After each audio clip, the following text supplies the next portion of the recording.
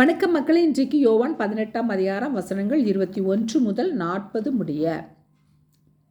நீர் என்னிடத்தில் விசாரிக்க வேண்டியதென்ன? நான் சொன்னவைகளை கேட்டவர்களிடத்தில் விசாரியும். நான் பேசினவைகளை அவர்கள் அறிந்திருக்கிறார்களே என்றார். இப்படி அவர் சொன்னபொழுது சமீபத்தில் நின்ற சேவகரில் ஒருவன், பிரதான ஆசாரியனுக்கு இப்படியா உத்தரவு சொல்கிறது என்று இயேசுவை ஒரு அறை அறைந்தான். இயேசு அவனை நோக்கி, நான் தகாத விதமாய் பேசினது உண்டானால் தகாததை ஒப்புவி. நான் தகுதியாய் பேசினேனாகில் என்னை ஏன் அடிக்கிறாய் என்றார். பின்பு அண்ணா என்பவன் பிரதான ஆசாரியனாகிய காய்பாவினிடத்திற்கு அவரை கட்டுண்டவராய் அனுப்பினான். சீமோன் பேதுரு நின்று குளிர் காய்ந்து கொண்டிருந்தான். அப்பொழுது சிலர் அவனை நோக்கி, நீயும் அவனுடைய சீசரில் ஒருவன் அல்லவா என்றார்கள். அவன், நான் அல்ல என்று மறுதளித்தான்.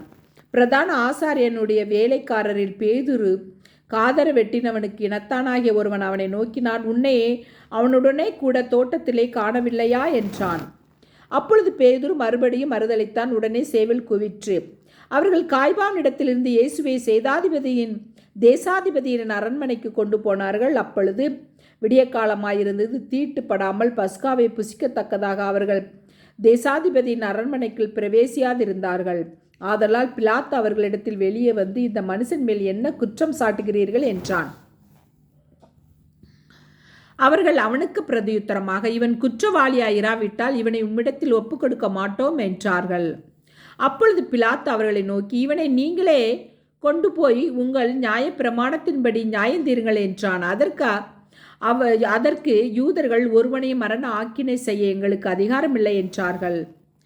தாம் இன்ன விதமான மரணமாய் மரிக்கப் போகிறார் என்பதை குறித்து இயேசு குறிப்பாய் சொல்லியிருந்த வார்த்தை நிறைவேறத்தக்கதாக இப்படி சொன்னார்கள். அப்பொழுது பிலாத்து மறுபடியும் அரண்மனைக்குள் பிரவேசித்து இயேசுவை அழைத்து, யூதருடைய ராஜாவா என்று கேட்டான். இயேசு அவர்களுக்கு பிரதியுத்தரமாக, நீராய் இப்படி சொல்லுகிறீரோ அல்லது மற்றவர்கள் என்னை குறித்து இப்படி உமக்கு சொன்னார்களோ என்றார். பிலாத்து பிரதியுத்தரமாக, நான் யூதனா? உன் ஜனங்களும் பிரதான ஆசாரியரும் உன்னை என்னிடத்தில் ஒப்புக் கொடுத்தார்கள்.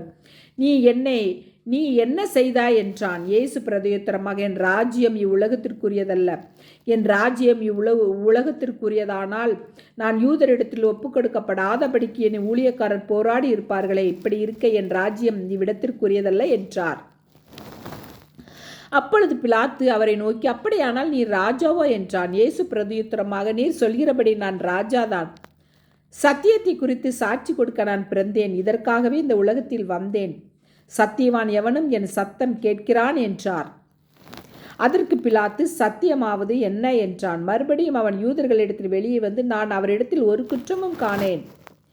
பஸ்கா பண்டிகையில் நான் உங்களுக்கு ஒருவனை விடுதலை பண்ணுகிற வழக்கம் உண்டே. ஆகையால் யூதருடைய ராஜாவை நான் உங்களுக்காக விடுதலை பண்ண உங்களுக்கு மனதுண்டா என்றான்.